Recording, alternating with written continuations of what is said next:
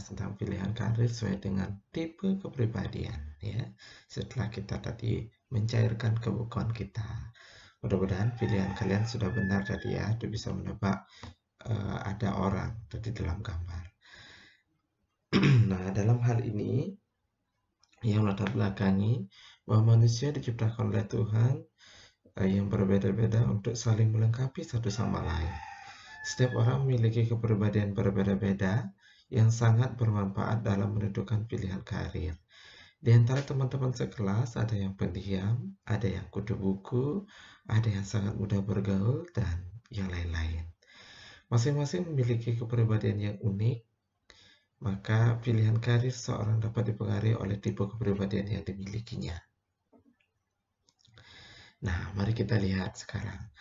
Pilihan karir sesuai dengan tipe kepribadian. Nah, pengertiannya dulu bahwa kecerdasan intelektual itu adalah syarat minimum kompetensi. Nah, menurut Martin Pali, bahwa inteligensi diartikan sebagai keseluruhan individu untuk berpikir dan bertindak secara terarah, serta mengolah dan menguasai lingkungan secara efektif.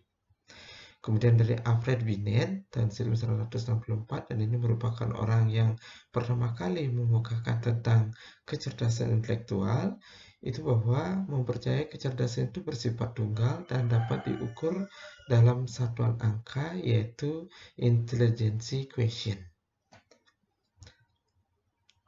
Nah, sedangkan menurut Gardner tahun 1994, ada 8 kecerdasan anak yang siap berkembang. Apakah itu? Nah, mungkin dari kalian sudah ada yang kena ini ya. 1, kecerdasan linguistik, yaitu word smart, itu kecerdasan berbahasa. Kecerdasan matematik atau logis, number smart, cerdas angka. Yang ketiga adalah kecerdasan spasial, kecerdasan untuk bergambar. Kemudian ada kecerdasan kinestetik atau jasmani, body smart, cerdas tubuh. Jadi ini yang berhubungan dengan gerak. Ada kecerdasan naturalis, kecerdasan secara alami, emang tumbuh dari dasarnya, dari bawaan lahir. Kemudian ada kecerdasan intrapersonal, itu people smart, cerdas yang bergaul. Kemudian ada kecerdasan interpersonal, self smart, itulah kecerdasan diri. Dan ada kecerdasan musikal, cerdas musik, itu nada suara. Jadi pasti di antara kalian memiliki salah satu kecerdasan ini yang siap untuk berkembang. Nah, Daniel Goleman itu ada 5 kategori emotional quotient atau kecerdasan emosionalnya. Mari kita lihat. Itu ada kesadaran diri, kesadaran emosi diri, menilai pribadi dan percaya diri. Nah, ini kesadaran tentang diri sendiri. Kemudian pengaturan diri, pengendalian diri, sikap dapat dipercaya, waspada, adaptif, dan inovatif. Itu pengaturan diri. Motivasi itu adalah dorongan untuk berprestasi, komitmen, inisiatif, dan optimisme. Ada keterampilan sosial, ini pengaruh persuasi, keterampilan berkomunikasi, kepemimpinan, katalisator, dan perubahannya. Manajemen konflik, kekerabatan, kerjasama, dan kerja tim. Kemudian ada empati, memahami orang lain, pelayanan, membantu pengembangan orang lain, menyikapi perbedaan, kesadaran politis. Ini merupakan kecerdasan emosional quotient atau kecerdasan emosional. Itu tentang kepribadian dirinya, kesadaran terhadap dirinya, bagaimana dia mengatur diri, kemudian bagaimana juga memotivasi diri, keterampilan sosialnya, keterampilan untuk berkomunikasi atau berkepemimpinan, dan berikutnya pelayanan. Itu termasuk dalam empati. Nah, menurut Paul Gistol, ada yang disebut dengan adversity quotient. Di sini adalah bagaimana kecerdasan seorang dalam menghadapi kegagalan atau ketahan malangan, ya, atau keterpurukan. Di sini itu ada 3 ya. Ada 3 tipe yang dikembangkan oleh Paul Gistol. Yang pertama itu ada disebut dengan quitters atau orang-orang yang berhenti. Ini adalah orang-orang yang berhenti dari pendakian. Dalam analogi pendakian gunung sebagaimana tersebut, quitter bekerja sekedar cukup, sedikit memperlihatkan ambisi, semangat yang minim, dan mutu di bawah standar. Orang-orang jenis ini berhenti di tengah proses pendakian, gampang putus asa dan menyerah. Nah, ini orang-orang tipe yang ketahan malangannya quitters, ya. Kemudian campers atau orang-orang yang berkemah. Inilah orang-orang yang cukup memiliki motivasi dan sudah menunjukkan upaya dan mencoba. Namun tak cukup sungguh-sungguh mengejar cita-cita sehingga seringkali memilih berhenti pada satu titik karena merasa capek atau bosan dengan tantangan yang dihadapi. Ini adalah campers. Dia cukup memiliki motivasi, tapi sudah merasa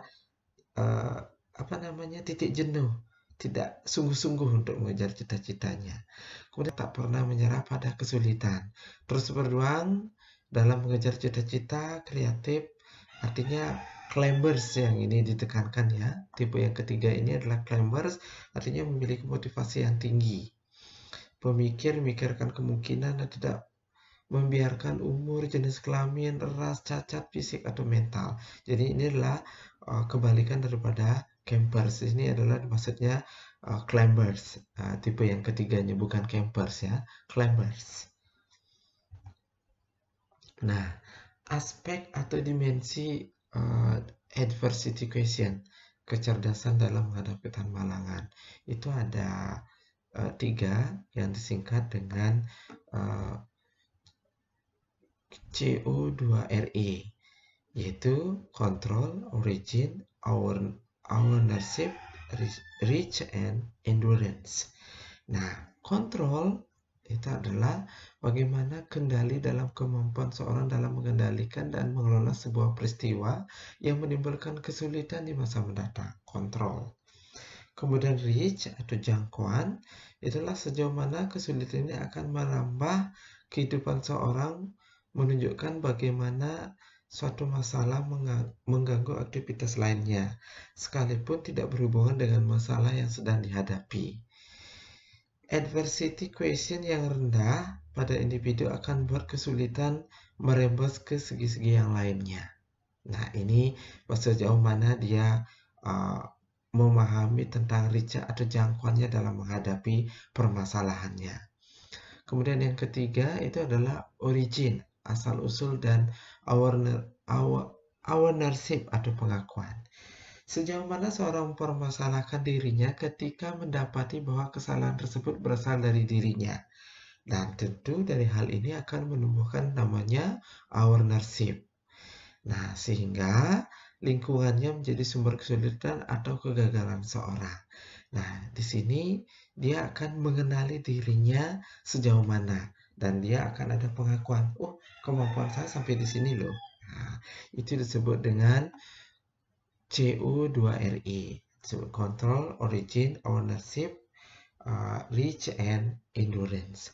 Nah, itu adalah dimensi dalam kecerdasan menghadapi kegagalan.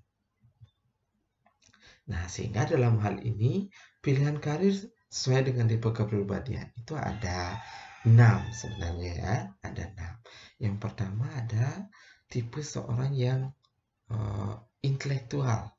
Nah, intelektual ini adalah orang-orang yang selalu memiliki karakter yang analitis. Nah, tipe pekerjaannya seperti apa? Pastinya adalah pemikir, ya, desainer, kemudian membuat program, dan yang lain-lainnya. Kemudian yang kedua adalah konvensional. Konvensional adalah seorang yang masuk dalam kategori ini akan sangat menyukai pekerjaan berkaitan dengan dokumen dan berkas. Nah, itu konvensional. Jadi, dia cocoknya sebagai pegawai tata usaha, seorang dokumen, perpustakawan, kemudian perbankan, dan yang lain-lainnya. Jadi, yang suka dokumen. Kemudian berikutnya realistis. Realistis adalah orang yang memiliki sifat ini selalu menyukai hal-hal yang bersifat praktis. Artinya dia tidak suka berteori dalam hal ini. Contohnya apa? Dia suka praktek. Misalnya kayak sekarang ada namanya teknisi. Pasti tidak. Nah, dalam hal ini kita lanjutkan dengan tipe artistik. Itu adalah tipe orang yang berbakat, kreatif, serta memiliki imajinasi yang tinggi. Ini biasanya orang-orang yang bekerja hanya mengandalkan bakat atau kelebihan pada dirinya, misalnya dari musik, kemudian bernyanyi, menggambar, dan yang lain-lainnya. Itu adalah orang-orang artistik, artinya orang-orang yang seni. Kemudian ada usahawan dan sosial. Orang usahawan dan sosial ini mirip ya. Kalau usahawan itu adalah orang yang senang mempengaruhi orang lain dan merayu orang untuk mengikuti apa yang dia inginkan. Begitu pula dengan sosial, karena ini adalah orang-orang pemimpin. Jadi selalu ingin menunjukkan hal-hal yang lebih untuk bisa mempengaruhi orang lain untuk mendapatkan pekerjaan. Nah, jadi hal ini yang dilakukan, baik itu sales, kemudian eh, membantu orang, suka bersosialisasi, membawa hal-hal yang lebih positif sehingga orang itu bisa tertarik. Nah, demikian anak-anak terkait dengan pilihan karir. Mudah-mudahan ini bermanfaat untuk kalian semua, sehingga kalian bisa menentukan, nanti tidak galau ketika baru tamat.